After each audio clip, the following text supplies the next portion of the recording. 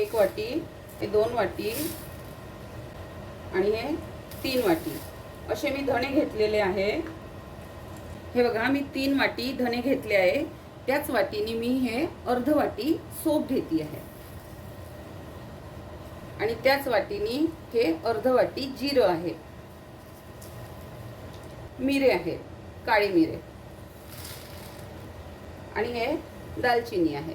हे पण जास्त नाही घालायची, म्हणजे जितका मी हा मसाला घेतला आहे त्याला हे प्रमाण व्यवस्थित आहे। दालचिनी ही वजनाला आपली दालचिनी म्हणजे ही 10 ग्राम आहे आणि हे 10 ते 12 आपले लवंग आहेत आणि ह्या 10 हिरवे वेलदोडे आपले वेलची, 1 चमचा मेथी दाणा आहे आणि हे 3-4 असे तमालपत्र घेतलेले आहे। याला असे तोडून याच्यामध्ये घालायचे आणि ह्या मिरच्या आहे लाल सुक्या मिरच्या 7 आहेत। हे बघा 7 मिरच्या घेतल्या आहे। तुम्हाला हवं असेल तुम्ही जास्तही घालू शकता। ह्या मिरच्या खूप छान आहे, खूप तिखट पण नाही आहे। आता आपण हे मसाले भाजून घेणार आहोत आणि त्याच्यानंतर मग अजून या मसाल्यामध्ये कुठले कुठले मसाले जाणार आहे मी तुम्हाला नंतर दाखवते।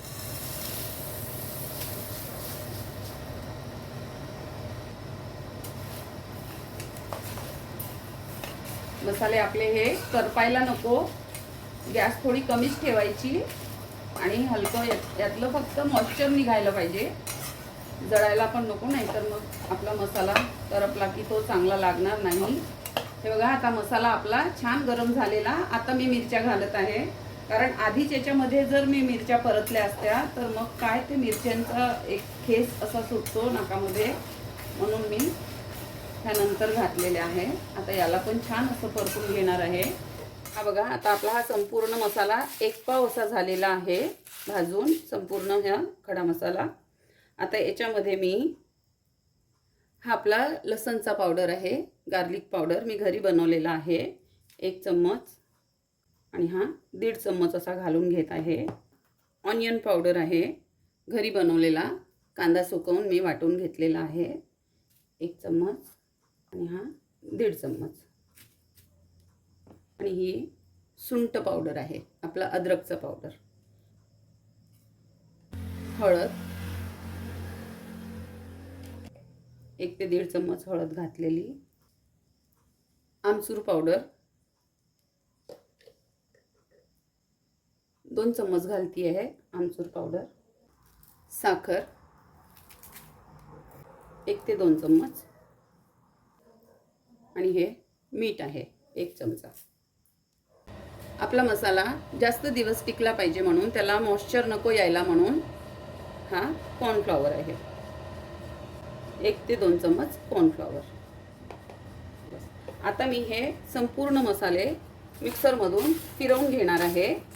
हा खरं तर हा आपला मॅजिक मसाला आहे, याच्यामध्ये खडे मसाल्यांचा वापर खूप कमी झालेला आहे आणि हा तुम्ही कुठल्याही भाजीला वापरू शकता, रोजच्या भाजीलाही वापरू शकता, कारण मी वापरते रोजच्या भाजीला पण।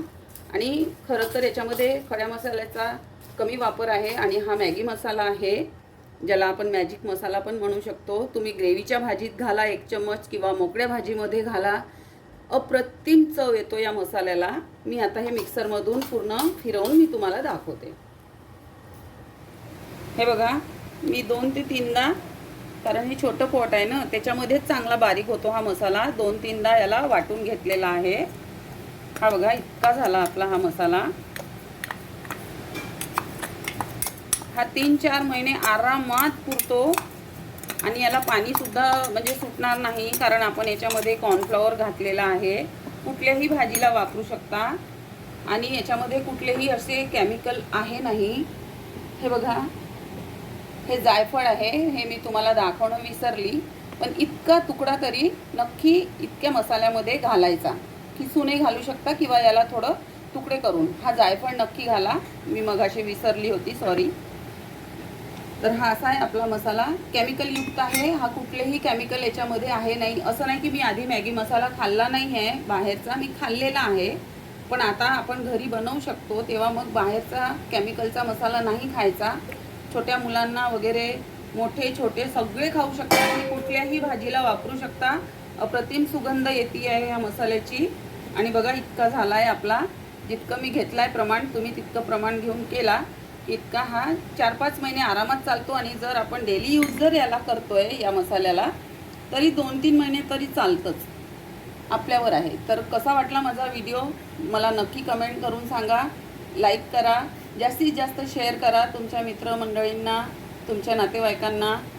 आणि माझ्या चॅनलला सबस्क्राईब करा. आपलं सर्वांचं खूप खूप धन्यवाद.